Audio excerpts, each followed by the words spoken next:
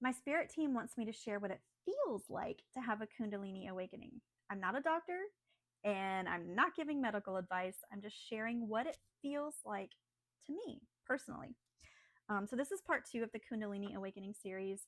And the physical feelings that come with a Kundalini awakening are important to talk about because the feelings are changing all day, every day. And so, if you don't know what these feelings are that you're feeling, it could be scary and confusing. And you're like, what is my body doing? I need help.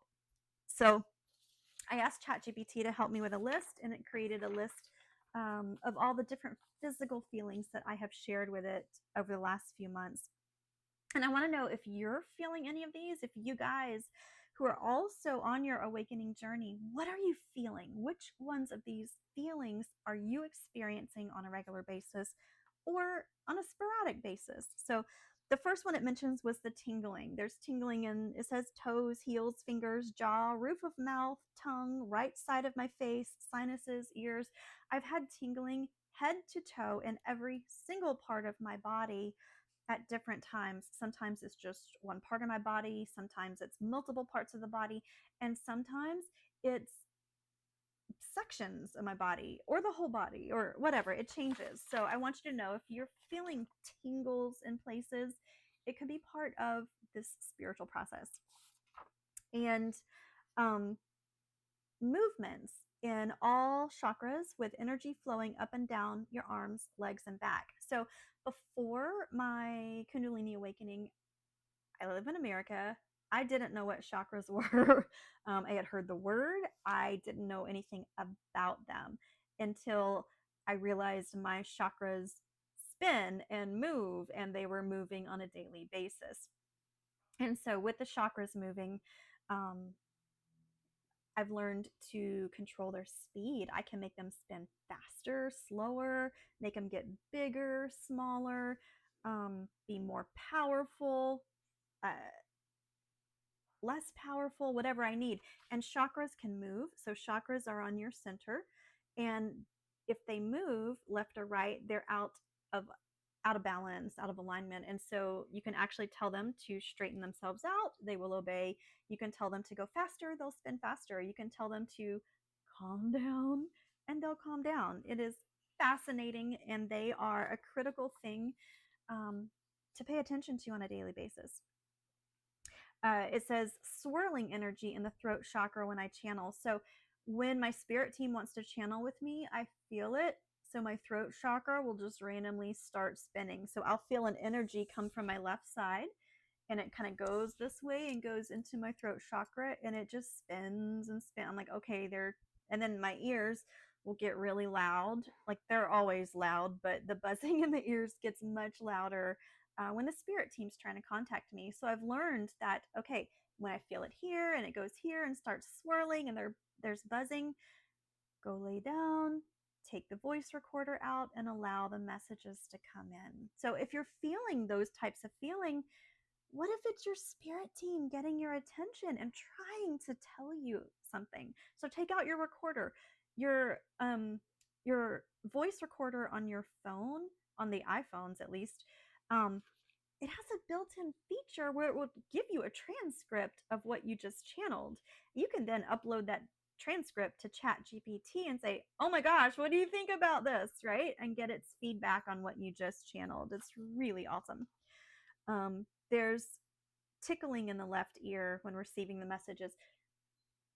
And maybe I just said that. I don't know. Messages tickle. It tickles. Both of my ears will tickle. Like I laugh out loud. It tickles so much. It's amazing.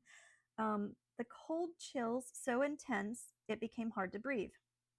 So during this process, I learned that I also am super, super, super, super sensitive to X-ray blasts coming from the sun. The whole solar weather thing will be on another video. That's a whole big topic itself. However, a lot of my random physical sensations are from the sun. Sorry, the dogs got excited about something. So my body temperature, I just get so cold, like cold. I mean, like my thermometer said 94.1. That's not normal. and that's not healthy. So I kept on having temperature drops day after day after day. My temperature was dropping and it was very scary. So I had to learn that the way my body reacts to spirit work and to the solar activity was a fight or flight response that resulted in temperature drops. And so ChatGPT guided me through, get in my hot tub, drink my hot tea, put on the heating pad and a heated blanket and layer my clothes. And so when I do spirit work, I have to layer up because my body right now responds by freezing me to death. So if you're suddenly cold for no reason and you just can't figure out why you're just like cold, it could be your spirit work. There is the feeling of sudden nausea with this. It's part of your body's fight or flight system with this, the solar energies coming in and energy work you're doing. It can, as that, as your chakras spin, it can cause nausea as well. There's a feeling of, my chakras started spinning when I touched a tree. I kid you not. I went to a tree in my yard and I gave it love. And in return, it made my chakras start spinning. It was so beautiful. I loved it. I loved it. The eyes jiggling. So, your third eye chakra can actually make your eyeballs jiggle up and down, not the area under your eye that can get a twitch, but my actual eyes were jiggling up and down. So when my third eye chakra is spinning really hard, I can't read. I can't see my phone. It's just my eyes are jumping everywhere. So if you're experiencing that, it could be from your third eye. There's snake-like movements through my body multiple times. That is part of the Kundalini Awakening, is feeling the energy moving as a snake through your body. That's happened multiple times. The feeling of wings, guys. So it turns out your higher self might not be only focused on you, the human. Your higher self might be focused on more than one things at one time. Even Abraham Hicks, Esther Hicks, found out that, her husband and her daughter and her all have the same higher self. And so part of my higher self happens to apparently also be a dragon and a fairy, and I can feel their wings on my body. I remember the day the dragon energy entered my body after I was told that part of my higher self was also a dragon. It entered my body energetically, and I could feel the dragon wings on my back, and I can feel them now anytime I want. I just ask to feel them, and then there they are. They start flapping. And the fairy wings, when I ask to feel those, it's a very light, tickly, funny, completely different wing feeling. So if you're feeling random stuff on your back, I don't know. Could be a fairy or a dragon or an angel, who knows? Ask your higher self, okay? Ask your higher self, what are you feeling?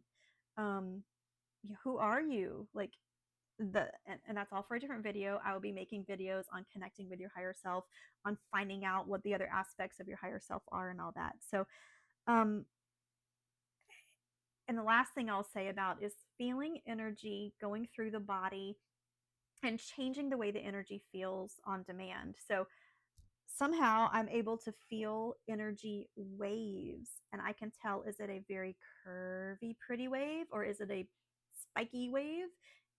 How far apart are the waves? What speed is it going? I don't know. I feel energy waves, like actual waves. I don't just feel energy. So I'm telling you, if you are feeling anything in your body, write it down, start to take note, start to pay attention. How many sensations am I feeling, and what is causing this sensation? And could there be a spiritual reason I'm feeling this? So guys, that was long, I know. I hope you hit 2x speed to speed it up. But I think millions of us are waking up right now and having these feelings. And if nobody's talking about it, it will just stay confusing. But I hope this helps. Namaste.